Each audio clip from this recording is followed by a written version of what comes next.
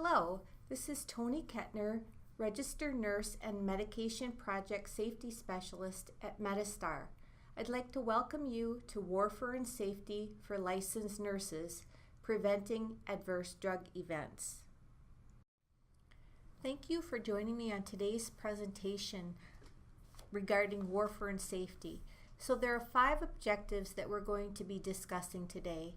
One is to identify common indications for the use of warfarin, also known as Coumadin. 2, to describe the International Normalized Ratio, or INR, monitoring requirements.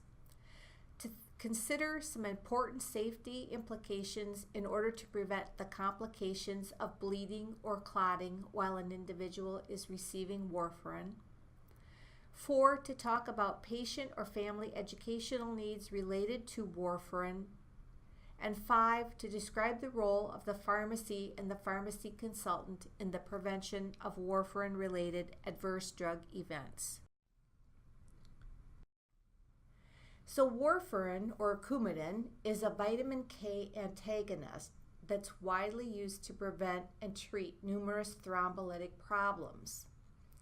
And it's amazing, but more than 30 million prescriptions for warfarin are written annually. I mean, when you think about it, that is huge. 30 million prescriptions. And bleeding is the primary ADE, or adverse drug event, of concern that's associated with the use of anticoagulants. Anticoagulants are most frequently implicated in adverse drug events that contribute to emergency department visits and hospital admissions. And we're all very well aware of the fact that we're moving to a pay-for-performance system, which is going to penalize those of us who have high hospital admissions and readmissions.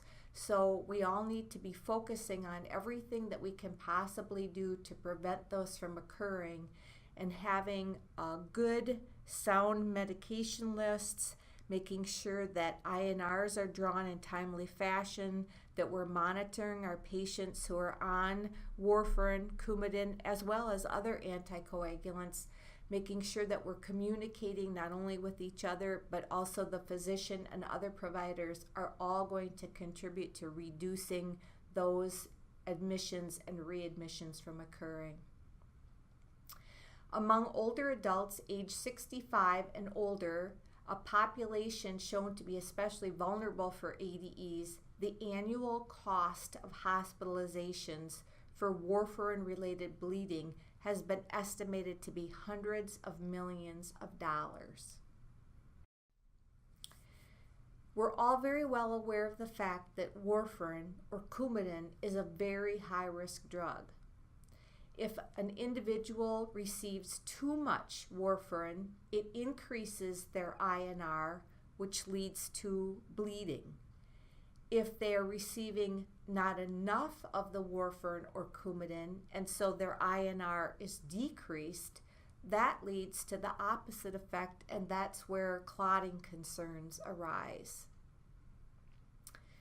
Warfarin is responsible for most of the adverse drug events in all healthcare settings, so that includes both the inpatient and the outpatient setting.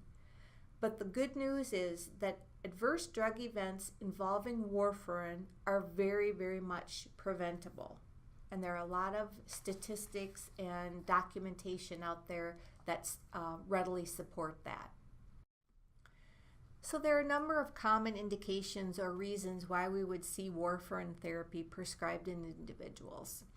So the first very common diagnosis, especially among individuals age 65 and over, would be atrial fibrillation, a rapid heart rate, and they're receiving their warfarin or Coumadin to try to prevent clots from occurring.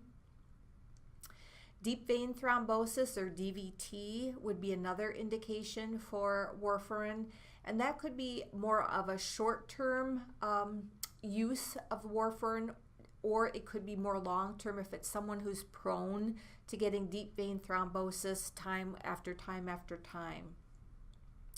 Pulmonary embolism is another indication or diagnosis for the use of warfarin.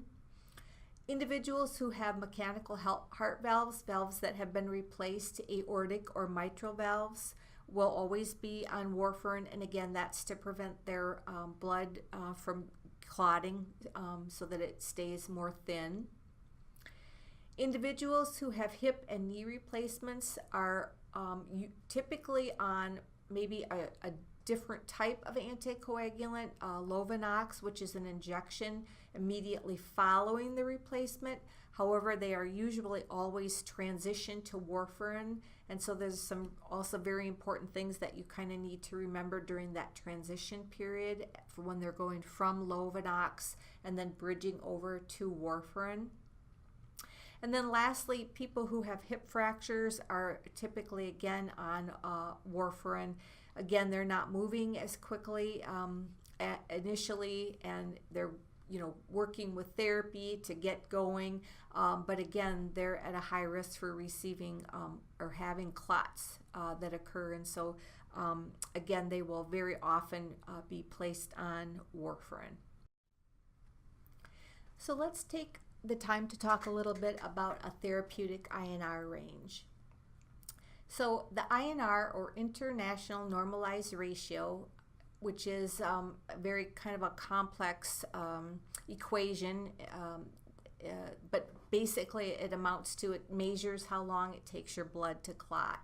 And if you're interested about reading more about that equation and how they determine that, you can always take a look at that.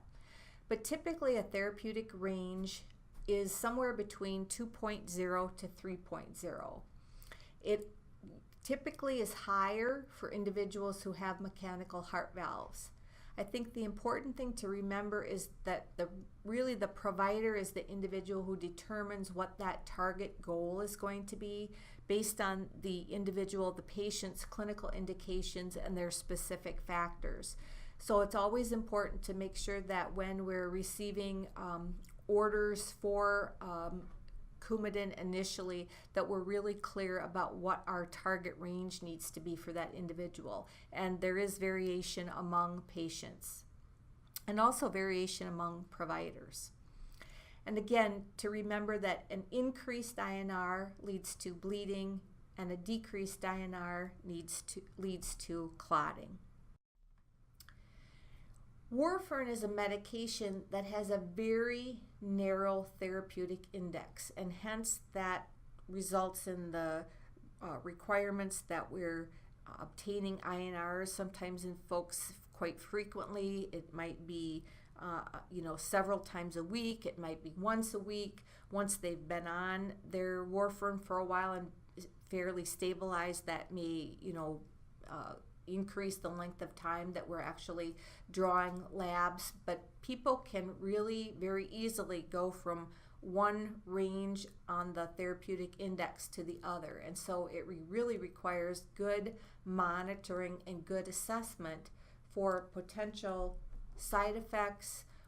We're making sure that laboratory tests, the INRs, are done so that doses can be titrated. And there also needs to be very much a vigilance for potential drug and food interactions, because unlike other medications, warfarin has many potential drug and food and non-food related kinds of problems that can cause interactions to occur.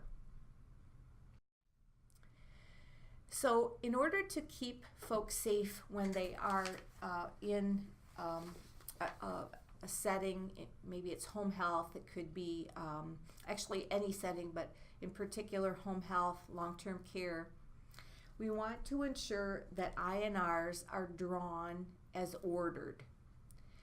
And so we need to ask ourselves, what process is in place to ensure that INRs are drawn as ordered? And if they're missed, is there an incident report completed? And I know that we're all very busy and that it takes time to complete an incident report, but it's really invaluable. And the blame is not on the person, it's on the process that allowed that INR to be missed. That's really what the focus is on, or should be on, because what we want to do is try to prevent that from happening again. And the other question we need to ask ourselves is, does follow-up occur then to prevent further problems? Is someone looking into how this process allowed this INR to be missed, and what kinds of interventions have been put into place to prevent it from happening again? And then, is everyone aware of that? Has that been communicated?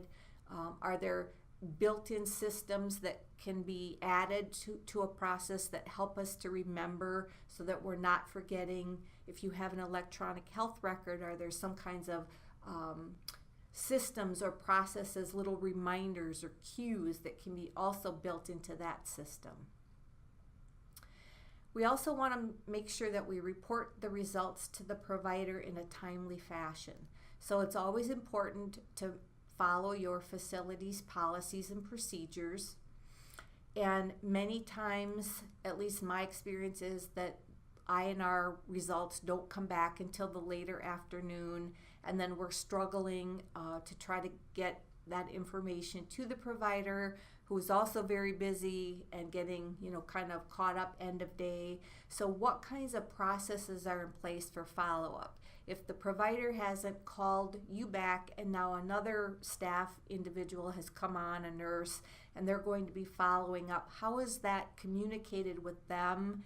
And then how are they going to follow up so that something isn't dropped across shifts? So what kind of SBAR process or what kind of handoff communication process do you have that allows you to make sure that you're communicating that so nothing gets forgotten?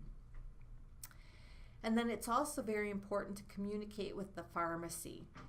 The consultant pharmacist is probably very underutilized in most long-term care facilities.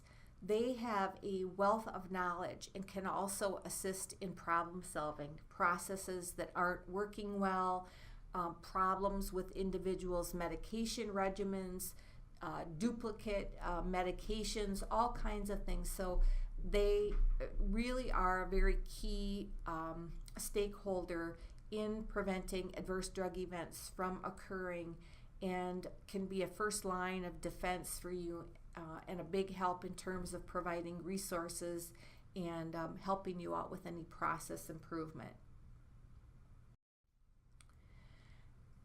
There are a couple of things that your nursing assistants need to be able to know in order to report any issues that might arise with a patient or a resident. And so instructing them to report the following signs and symptoms is really important. So any bruising that they're noticing, and of course we all have to report bruises anyway because there's some follow-up that has to be done to that, but also really making sure that they're also keeping track of any bleeding otherwise that's occurring. Perhaps they've noticed someone's gums have been bleeding more when they've been brushing their teeth, or somebody's urine is a dark brown or red color. Of course, any bowel movements that are red or look like tar need to be reported immediately. Coffee ground or red tinged vomit or emesis needs to be reported immediately. Sputum that's pink tinged or red in color can also indicate that there's bleeding going on. Pain, again, that's something that I know that we are always conscientious of in reporting, but paying particular attention when somebody's on Warfarin or Coumadin to a headache and or a stomach ache, any dizziness or weakness. And then certainly, again, I know that we're all over falls and doing all kinds of work around that. And again, if someone's, hit their head or they don't know that they have, to make sure that we're following up on those kinds of things so that someone doesn't end up with some kind of bleed going on that we hadn't, caught. And so all very important kinds of things that nursing assistants need to know. And there's some really good tools out there. Interact, again, can be very good. The stop and watch, what do they need to report right away to you so that you can make sure that you're following up with an assessment and then communicating with the physician. So typically any INR that's greater than 5 is considered critical and needs to be acted on immediately. Most of the time when this happens, the pharmacy has an alert in place, the lab has an alert in place that requires that they call and actually physically speak to an individual and communicate that information. Typically they're also communicating with the provider, or they should be, but it's very important that you have really good policies and procedures written into your process in your facility, and to make sure that even though they may have called the physician, that you're also acting on that so that they are very well aware and that you can get immediate response. Looking at the capacity to have alerts built into your electronic health record is very important. And I know there are multiple health records out there, and work with your vendor to come up with some kind of a system or a process or an alert, because it's not only you that really is asking for that, there are probably others as well. And if they're really someone who is interested in working with you, they'll work hard to try to figure out what they can do to help that process or system. And then when there's an INR that's critical, who and how does that follow-up process occur? How does that get communicated shift to shift and RN to RN to RN, that this process, this critical INR was happened, and here's what the new orders are, and here's what the monitoring is going to be, and here's just some of the things that we need to do to make sure that we're alerting others to the fact. What do the CNAs need to know? What do others need to know? What does the patient or the resident need to know if they're capable of understanding that? And what does the family and need to know, and have they been communicated with? So those are all very important aspects to preventing adverse drug events and keeping our patients safe when they're on warfarin. So when an individual is on warfarin, assessments are very important. Making sure that you're observing and monitoring for any signs and symptoms of bleeding. Making sure that those kinds of things get added to the care plan. Making people aware of what they need to watch for. Looking at the signs and symptoms that a clot may have developed. So what are the signs and symptoms of bleeding? What are the signs and symptoms of a clot? For example, a clot, it could be someone who's complaining of blurred vision or dizziness. They have slurred speech. They have shortness of breath. There are many others.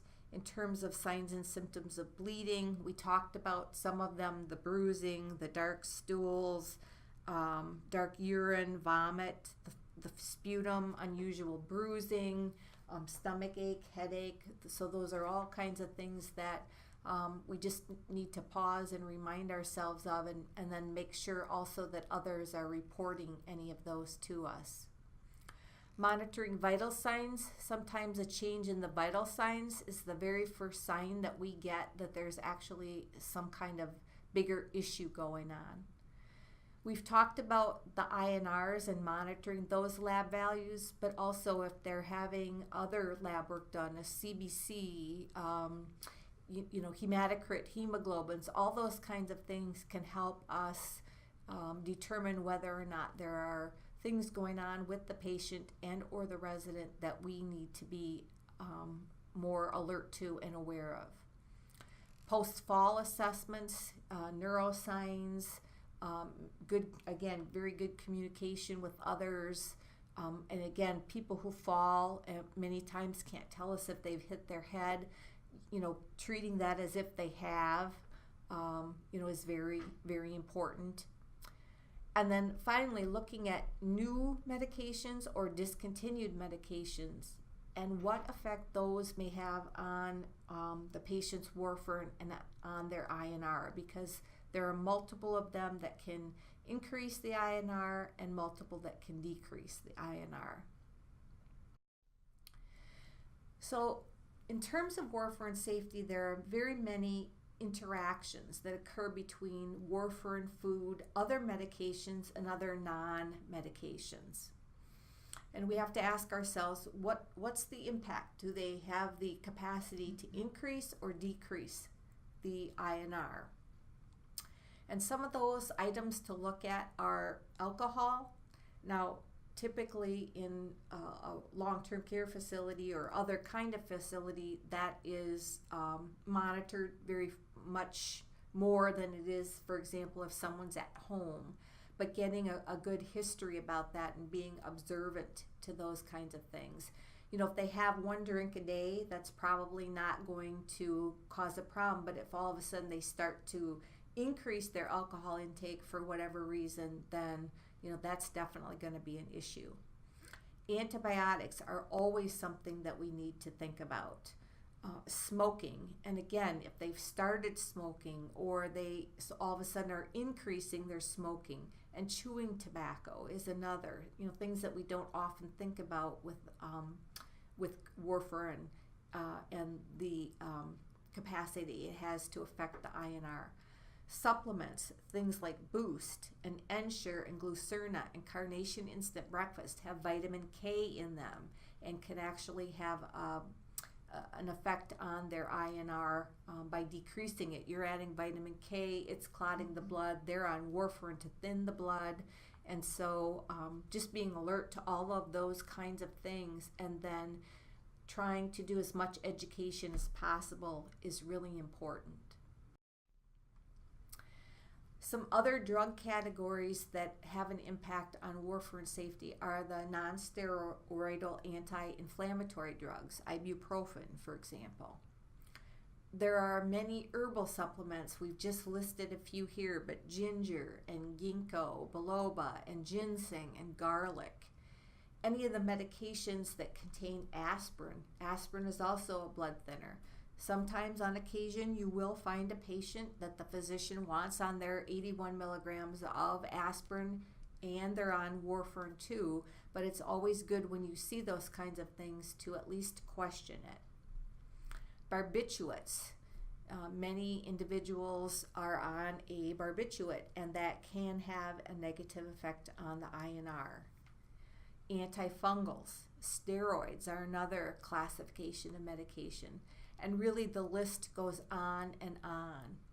And so it's really important when you are have a patient or a client and they're being placed on a new medication to consider what effect does that have, not only on their warfarin, but on any other medications that they may be on. And if they go off something, to have that same thought process. So it's really imperative in terms of warfarin safety that each time that a medication is either initiated, that it's changed, or it's discontinued, you really consider the effect that that might have on the patient's or the resident's INR in terms of whether it can potentiate or increase bleeding or if it can increase the clotting capacity of the blood. Patient and family education. This is really important, especially if the patient is going to be discharged to home and they're going to be following up on keeping track of their warfarin and helping to be proactive in monitoring things. And families also can have a very huge impact on education. And sometimes our patients, because of the age that they're at, have literacy issues. Their family may also as well, but to really include them in the process of education and to keep things as simple as possible. So to teach them to use a soft toothbrush and to brush gently and to floss gently and to use, rather than a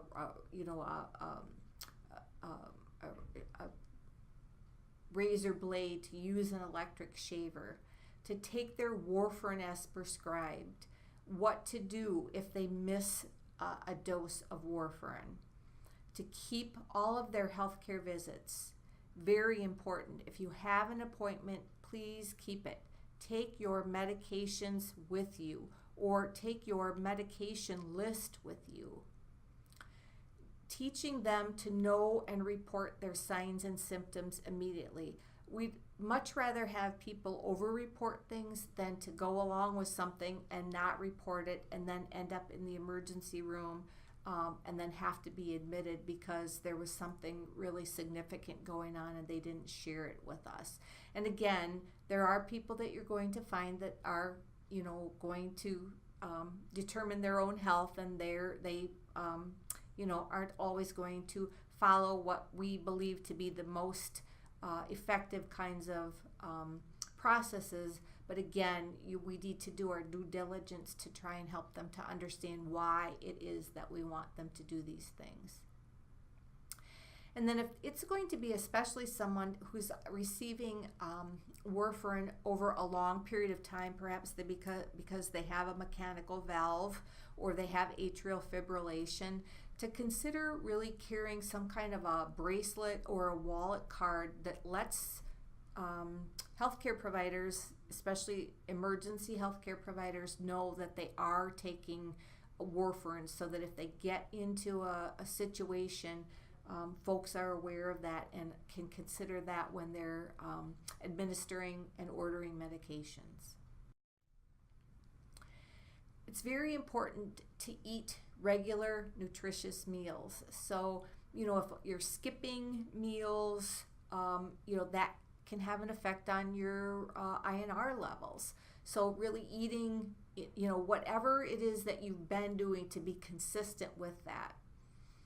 To avoid any activities that can cause injury. So making sure, you're wearing slippers, or if you go outside that you're wearing shoes. And, if you decide that you're going to go saw a tree down, that you've got your gloves on and your hard hat, and, might want to consider that perhaps this isn't the best time to do that.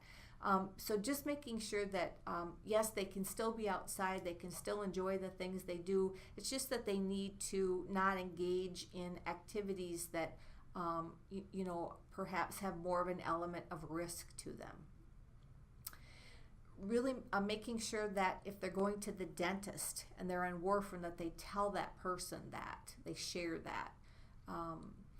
Making sure that they communicate their medication changes to whomever is managing their INR or warfarin dosing. So someone might be going to a Coumadin clinic or an anticoagulation clinic, but that's not necessarily, through their regular provider. Maybe it's through a specialist. And so making sure that they're really tracking the changes and making sure that when they go to any of their providers, that they're really clear about, this is my current dose of warfarin, this is what I'm on. And again, any medications, it's very important to have those discussions. And then really important, before they start any vitamins, supplements, over-the-counter kinds of things, that they really talk to the provider who is really monitoring that warfarin, so that they can have any discussions, because so many of those do have effects on the INRs. And so it's really important that they have those discussions. And there are so many possibilities out there, vitamins and supplements these days. And people get them from all over the place. They don't just walk into the drugstore, they order them online. And so, some of them aren't, may not be as regulated either as we would like to see. So important discussions to be had. So your pharmacy provider and consultant is really there to assist you in helping to prevent adverse drug events related to warfarin. And they're available in a number of ways to provide that support. So it's really important to remember that they can provide a wealth of education. And if you haven't had them or haven't considered having them come in to do some education in your organization or facility, I would strongly encourage you to do that.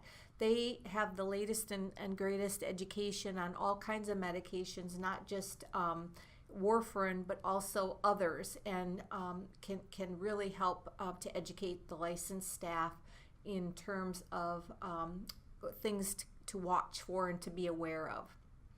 If you're in a home care agency, again, getting a community pharmacist, or if you're affiliated with a hospital, to have that hospital pharmacist come in, they're able to do the very same kind of education, and really that's a very beneficial thing that they can bring to the table. They're also a wealth of information about drugs themselves, and again become very easily and readily aware of new drugs that are out there and any other issues that may arise with the current drugs that our patients are receiving. They're really a clinical practitioner, and so very much part of the clinical practice team, whether it's in a home care or whether it's in long-term care. And they very much act as a patient care advocate. They're very instrumental in reviewing the patient's medication lists, making sure that there aren't any issues that will occur in terms of interactions, adverse drug events of all kinds, just making sure that there are duplicates. So they really are really a wealth of knowledge that we can tap into and really need to bring not only to our quality improvement projects, but also the teams that we have in whatever setting that we're representative of. And they really are a member of the healthcare team. And so it's important to use them, to keep them in the loop, and to really make them a resource so that everyone knows that they're there and that's what they're there for. Very important assistance that they can provide. So in conclusion, Warfarin is a really high-risk medication that has a very narrow therapeutic range. It's affected by many medications, foods, herbal supplements, and that includes also alcohol and smoking, chewing tobacco, all of those things that we mentioned. Causes bleeding if the INR is too high, and clotting if an INR is too low. And it really requires the nurse and other professionals to communicate carefully and to work closely with each other to prevent any adverse drug events from occurring. Assessments, monitoring lab results, not only the INR, performing medication reviews involving the pharmacist, and communication are all key to preventing Warfarin-related ADEs. And we always need to consider safety first. That concludes the presentation today on adverse drug events as they relate to Warfarin or Coumadin, and how we might be better able or better prepared to keep our patients safe in our organizations. Again, my name is Toni Kettner, and I'm the Medication Safety Project Specialist with Metastar here in Wisconsin. If you'd like additional information, please feel free to reach out to me, and I'd be happy to share any resources or tools that I might have available, not only with respect to anticoagulation safety, but also as they relate to diabetic agents and to opioids, two other very high-risk categories. So I'd like to again thank you for participating today, and thank you for all you do.